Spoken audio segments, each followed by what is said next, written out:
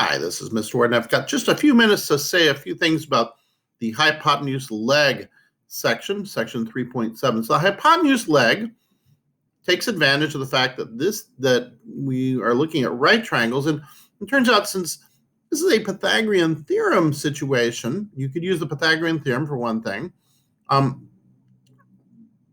This side plus whatever this unknown side is, actually we could say the hypotenuse squared minus this leg squared will equal this side squared. And that will be the same value for this. So this actually points to a side proof. So if you have a hypotenuse and a leg of a right triangle, then the Pythagorean theorem would allow us to prove that EF and BC are congruent as well.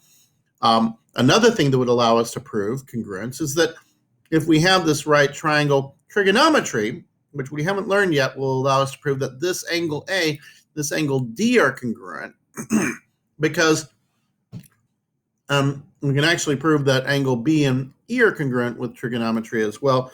Trigonometry is looking at the ratios of sides on triangles. So if these two sides are congruent,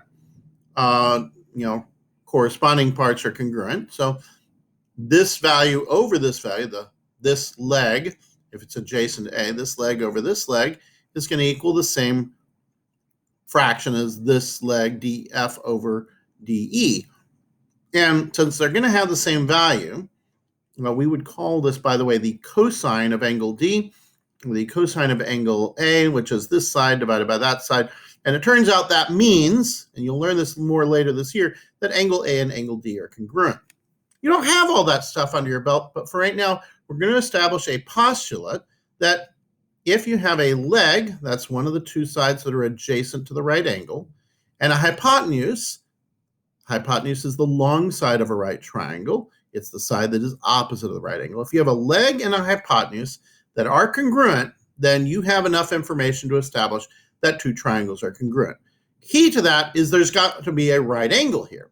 So the triangles need to be right angles, be right triangles, which means that there's got to be a pair of sides that are perpendicular to each other.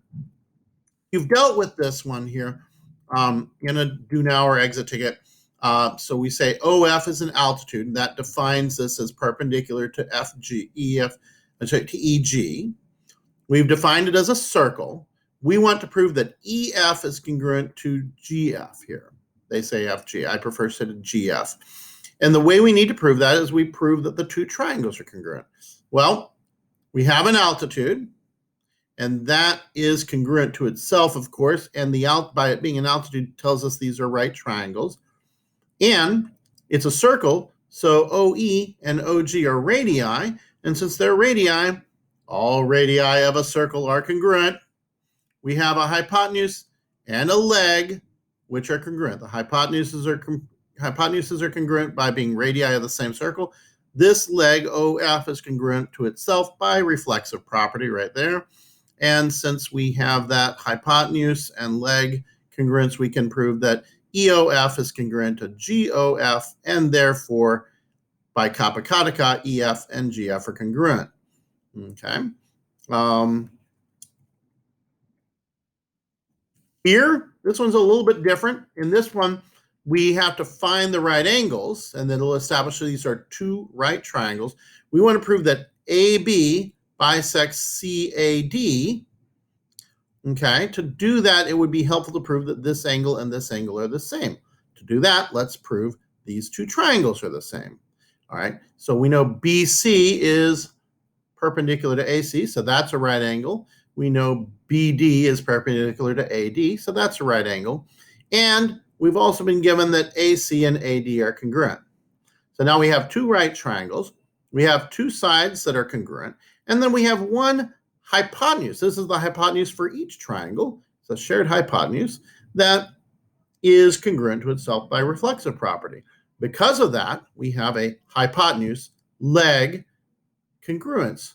That the hypotenuse leg postulate comes into play because AC and AD are legs, and AB is the hypotenuse that's shared by both of them and therefore congruent to itself. And so that means that ACB and ADB are congruent, and that means that angle CAB and DAB are congruent because of kappa Kadaka. And since that's true, we are dividing an angle into two congruent parts. We have an angle bisector. All right, if you have questions about any further ones, let me know. I'm going to